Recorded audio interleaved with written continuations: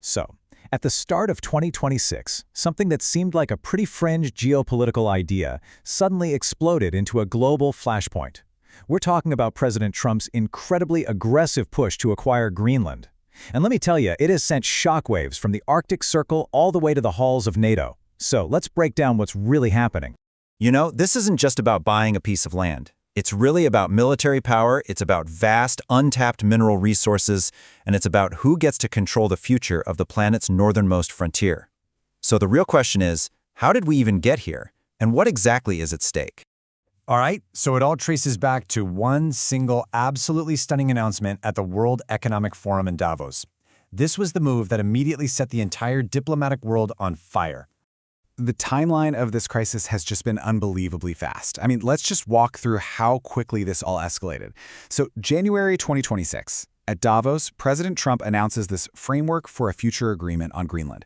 Almost immediately, protests erupt in Nuuk. By February, the EU is already holding emergency meetings. And then the military moves start. In March, the US deploys aircraft to its key space base, and by April, they're already negotiating for more military sites. It's a total full-court press, and it all happened in a matter of months. So what's the strategy here? What's behind this sudden, super aggressive move? Let's unpack the logic that's driving America's big bid for Arctic dominance. Well, the core of the U.S. argument is all about preemptive security. The administration basically sees this power vacuum opening up in the Arctic as the ice melts. Their stated goal, get there first. Block potential adversaries like Russia and, a rising China from controlling the region's incredibly valuable shipping lanes and all those resources. And look, this isn't just some hidden subtext. It's the explicit reason they're giving. President Trump himself framed it as a total ultimatum back in January. He basically argued that if the U.S. doesn't act now, its primary global competitors will. And that phrase, calling China a near-Arctic state, that's a direct shot at Beijing's ambitions for a polar Silk Road. And let's be super clear here, this isn't some minor tweak to foreign policy. The old 1951 agreement, it gave the U.S. military leasing and operational rights, and that's pretty much it. Trump's 2026 proposal completely tears up the rulebook. It demands full U.S. ownership, complete sovereignty, and total control over Greenland's vast, untapped mineral wealth. It's like going from being a tenant to demanding the title deeds to the whole building. And this isn't just talk, right? The strategy is being backed up by some serious action. We're seeing active negotiations for new bases, the deployment of advanced aircraft, and there are even reports that the U.S. has been gathering intelligence on Greenland's infrastructure for over a year now. The economic angle, with control over all those valuable minerals, is every bit as crucial as the military one. Now you can bet this American power play was not exactly met with applause over in Europe. Far from it. In fact, allies have drawn a really firm red line, signaling a major diplomatic clash is underway. And the resistance? Well, it starts on the ground. A staggering 25%, a quarter of the entire population of Nuuk, Greenland's capital, took to the streets to protest. So this isn't just a diplomatic spat. For the people of Greenland, this is an existential issue, and they are making their voices heard loud and clear. And that feeling in Greenland is echoing all across the continent. French President Emmanuel Macron's statement really captures the broader European mood perfectly. For a lot of leaders, this whole crisis is proof that Europe just can't fully rely on the US for its security anymore, and that it has to forge its own, more independent path. And honestly, there's no ambiguity here at all. The official position from both Copenhagen and Nuuk is absolute. Greenland is not for sale, its sovereignty is, in their words, completely non-negotiable. Period. End of story. So, faced with this unified opposition, the U.S. briefly pulled out an economic weapon, the threat of tariffs, up to 25% on European nations.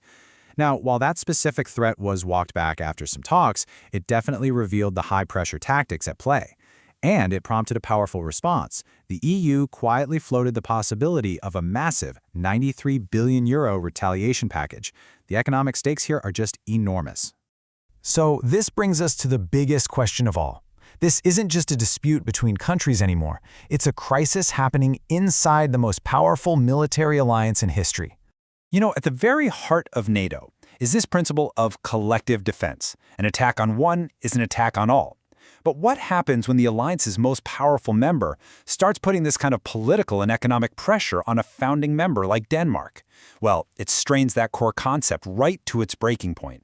And the signs of that strain are absolutely everywhere. You've got direct friction between the US and Denmark, you have those growing calls for European strategic autonomy getting louder and louder, and to add to all the instability, any deal the US could hypothetically strike would face a really tough ratification battle in the US Senate, which means all this uncertainty could just drag on for years. Okay, so let's zoom out one last time.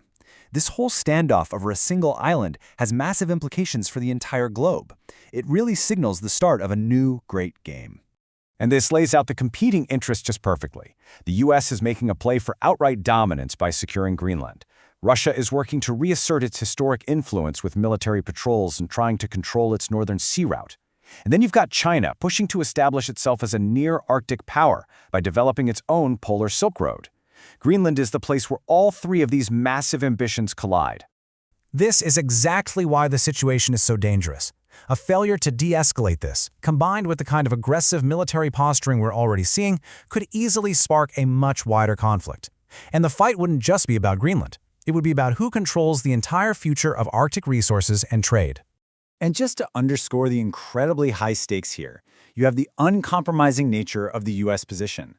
President Trump's assertion that he's going to push forward with his plan, whether they like it or not, well, that leaves very little room for diplomatic off-ramps and signals a real willingness to force the issue. Which leaves us with this final, really chilling question. For decades, the ice of the Arctic has been a physical barrier, something that preserved a delicate geopolitical balance. Now, as that ice disappears, we have to ask ourselves, are the bedrock alliances that have defined the global order for nearly a century, are they disappearing right along with it?